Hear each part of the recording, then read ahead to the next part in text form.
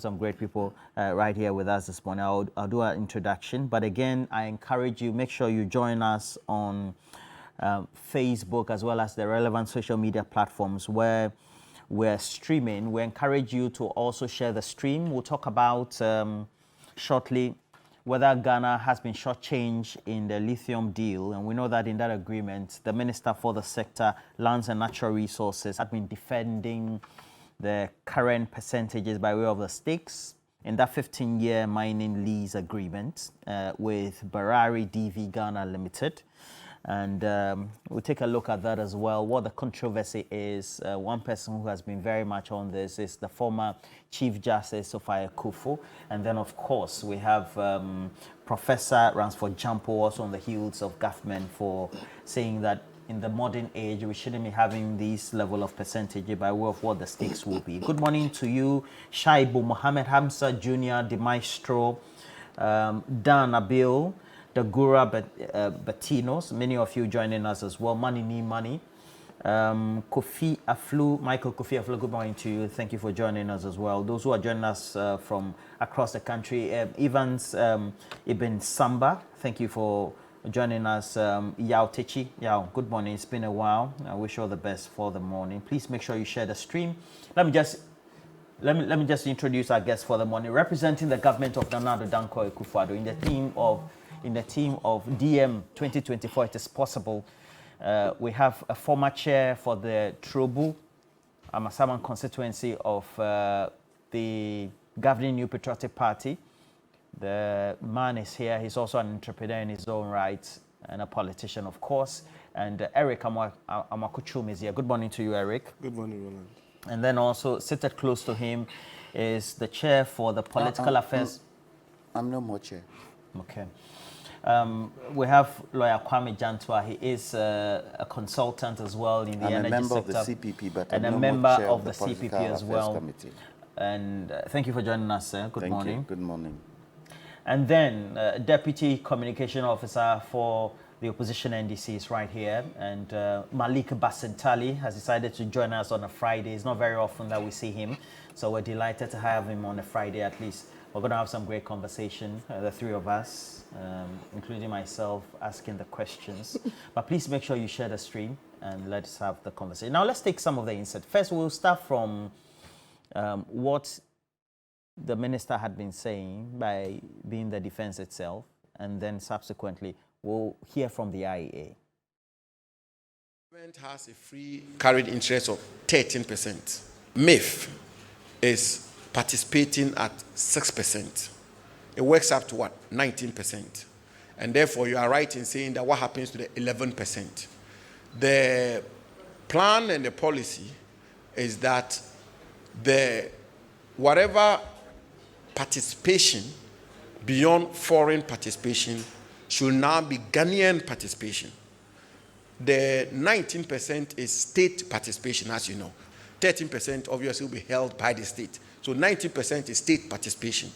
So the 11%, which then takes us to the minimum of 30. You know, if you take an examination and you score 30%, you have failed. Then you repeat the exam and you get 35%. Then you say, oh, it's better than the 30%. Haven't you still failed? So what are we comparing? Which two things are we comparing? Right. The fact that the current agreement, the terms are better than an agreement of yesterday, doesn't make it good enough. That's what we are saying.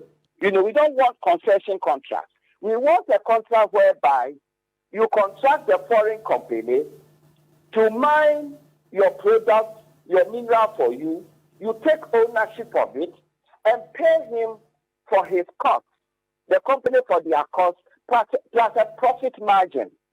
That is the new trend, the modern way of contract. It's not, we don't want the old type.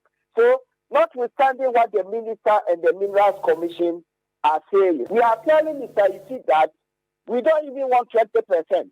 We don't want 30% royalties. We want to take ownership of our mineral. So we are totally against what our stand is a fundamental stand. We don't want concession contracts in this country anymore. And this has generated a lot of controversy. Let me just say good morning to Bright Up here, the Executive Director for Child Rights International. And I wish you the best for the day, my good brother.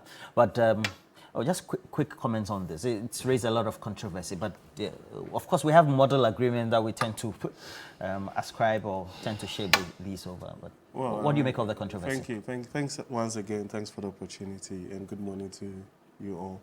I think that it's very interesting that the conversation is not even around, if anything, untoward has happened, but we should move away from the current structure and all that. And you see, I think that for the very first time, I think it's the very first time that we're actually finding that we have lithium in commercial quantities and an entity has actually expressed interest.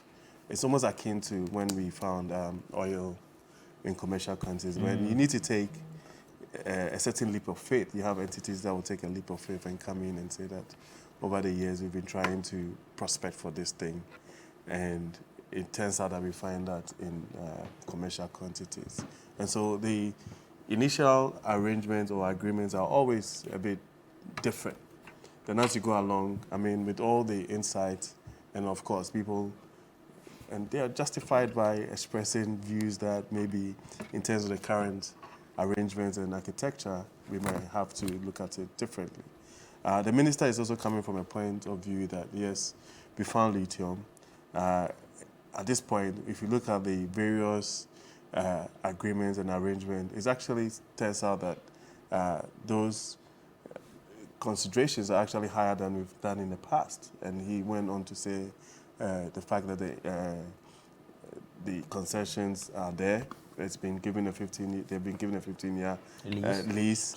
And then again, the royalties have been, the percentage of royalties have increased and all of those things. So I feel that, yes, we can still continue and have this conversation as to long-term what we want to do so that it can actually bring lasting, meaningful benefits to the people of this country. So I don't really disagree with people when they express different views as to how to do things. But, you know, like in my experience, there's always a certain theory called efficiency, speed versus time. You have the lithium, you have an entity that has expressed interest. As we speak, we don't probably have the either the technology or the know-how because it's never happened here before. And you have an entity that has expressed that interest. You go ahead and at least couch an arrangement and an agreement that would actually be a win-win one for everybody. And as we go along, as we get the learnings and we also bring in and assimilate all the various views and opinions that are being expressed, we can actually make it much better.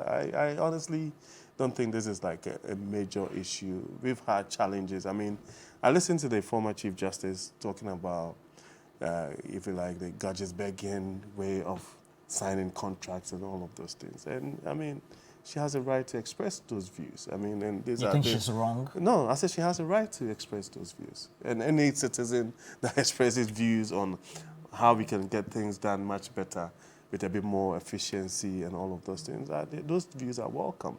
But, you know, when you're a minister or you're given a certain position of authority, you're there to make decisions. You understand? So you sometimes live and die by the decisions that you make. But it's for me, I think that is very heartwarming and, I mean, a good thing that people are expressing views. And as we go along, I'm sure that once you get even new finds, and it looks like we have even different new discoveries, we would re-look at the agreements going forward. I don't see it as a major But deal. when you start with something, you set a very bad precedent. What do you make of it, this whole controversy, before we move on to the import restrictions bill that has been suspended? Listening to Chum, he made emphasis to efficiency, speed versus time. But he must take into consideration due diligence and rule of law. That has been breached in this particular contract. And so, I mean, even before we discuss percentages, ab initio, everything has been done wrongly. There's a reason why the Constitution in 268 clearly stipulated that such mineral exploitations, such contracts, such dealings must be brought to Parliament for ratification There's a reason. The reason is that you are going to undertake such exploitation on someone's land. And those group of people have a representation in Parliament. So if you bring it on the floor of Parliament, I've seen some demonstrations, commencing. I've listened to some press conferences and what have you. The people of Mfantsiman, they're listening to one John Bamber. He's a native. They're fronting some of these things.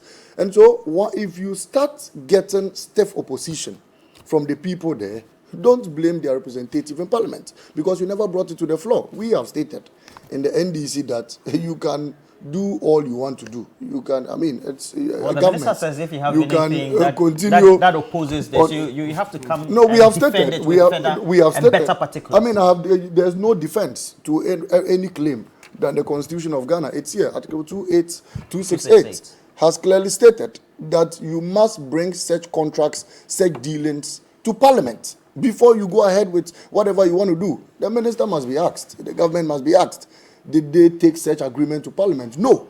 Because yesterday in the ranking on mines and energy, the Honorable John Jenapo held a press conference. He was disappointed that such dealings that has a clear, legal proceeding, clearly stated, explicitly, has not been conformed to, has not been brought to Parliament. And he was surprised that the government would say they are carrying on with such a deal. We have stated that you have all the power today, you have all the authority. But remember that on 7 January 2025, His Excellency John Dramani Mahama will be the next president of the Republic of Ghana. And all such contracts who will be reviewed, will be investigated, and people who did not conform to rule of law will be properly brought to book. They should keep that in mind. We are advising Barari, DV, the companies engaged in this. Don't rush. Don't listen to people. Don't go forge ahead thinking that you have all the powers backing you today. Remember, there will be another government tomorrow. In a year time, you would be standing trial for not conforming to rule of law. We cannot continuously take the people of this country for granted. The people of Mfantsiman deserve better. We must bring it to Parliament. We must know what is in stock for the people of Mfantsiman. We must know what is in store for the people of Ghana. And we must, properly scrutinize whether this has no effect on our sovereignty. There's a lot of discussions that should be engaged, should go on with regards to this particular deal. And so let me keep commending the people who are fighting this.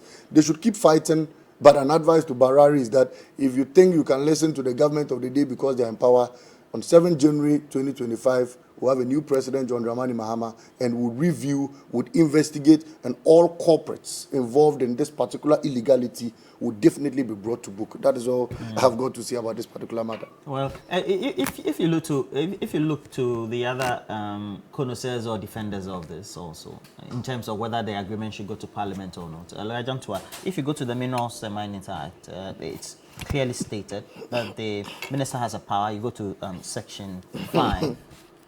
It says, subject to, of course, no law is above the Constitution. Well, of course, the minister on behalf of the president and on the recommendation of the commission may negotiate, grant, revoke, suspend, or renew mineral rights in accordance with this act. Good morning to our viewers. You think we've been shortchanged on The this? operative word there is may. It's not obligate. Shall. Yes. It's may, and it goes to show that before anything happens, it's discussed at cabinet before the minister even has the power to do anything that he wants to do with our minerals. But let me ask you, in this Fourth Republic, Yes, sir. and I'll use the Fourth Republic because it's the longest republic we've had, which of our mineral resources has developed our country? Which, on the level of South Africa, which? None. I did a program, and people can go on YouTube, type in Kwame Jantua Lithium, on this TV3 with regards to lithium, 2015. 2015, when I was vice chair of Pact, talking about lithium. Nobody was talking about lithium then. And mine was that, if for nothing at all, before we discover that product, and we knew we had it. You had the deposits. We had the deposits of it. Let's go the what you call it way, the Saudi way. Which is? The companies, we hire them to do the work for us. And if we were to get our finances right, we would go out there and find the finances. You mean the Saudis, Aramco? Yes, Okay. yes. We And their oil would discoveries. go out there and find the money to hire these people to come and what? Mine our lithium. Did we do that? 2015, when I did that program, one of the things I said was that we need to build local capacity. So for nothing at all, we need to have an idea of the kinds of minerals we have in this country so that we start building that local capacity, so that we are intentional with the companies that we, we feel they have the wherewithal to mine some of our minerals. Did we do it? No. So how do you expect somebody bringing in over $1 billion to invest that you will get a higher percentage? How do you expect? Your hands are already tied before they even come in because you don't have the wherewithal. You're not even sharing the cost of mining with them. Then you have the environmental side. The area where they are going to mine lithium, has there been any mining there before? The Mankisim area. What are some of the things that are being put in place to make sure that the environment is protected? That's why some of us feel we definitely need a national development plan that would outline all these things, that would put the structures in place, that would also help us to make sure that any company that comes in, they are going according to the laws of this country. So what are you saying? We've been shortchanged? Of course we've been shortchanged. God has been so good to us.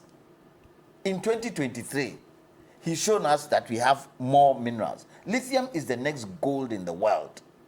It's the next gold in the world. Yeah. We have lithium, we have oil, we have glass sand, and we have silica. All the components of what? An emerging the current added value technology. Oh, we have it here, including oil, which if we are really screwed on right, we can turn that oil into plastic pellets to do panels for electric cars. If we're screwed on right. Yes, we're screwed on right. It means that we're not thinking right. No, we're not screwed on right. We're not screwed on right. Not unless we stop this personal interest nonsense that we do in our politics. Forget it. We ain't going to get nothing. Because the politicians we have today think of themselves and think of their parties before they think of country. Look, if country is doing well, everybody will do well. And I keep saying, Ghana can look after all of us comfortably with the kind of natural resources we have. Right now, are we not mining gold in the north? Didn't AGC come back? And they're in the north. And the gold they are mining in the north is one of the best in the world. How much are we getting out of it? Have we even been able to energize the refinery we said we've built here? Have we been able to do it? So how do you expect that the bullion you're exporting, you can make money out of it? And I always use this example of the Chinese taking our first bauxite out. When they got to China, what did they do? They extruded all the gold out of it. Are we thinking? Are we thinking, people? Look, it's up to Ghanaians. I won't only blame government. It's up to Ghanaians. We are going into election. Scrutinize those who are putting themselves up. Whether you are past president, whether you're not a past president, whether you are new or not new, let's scrutinize them. Let's ask them the questions, the right questions, and stop this showboy politics that we do in this country. Because it's not helping us. It's not helping us. Unfortunately, the political parties in this country have disappointed us, including my own political party. Including my own. All right.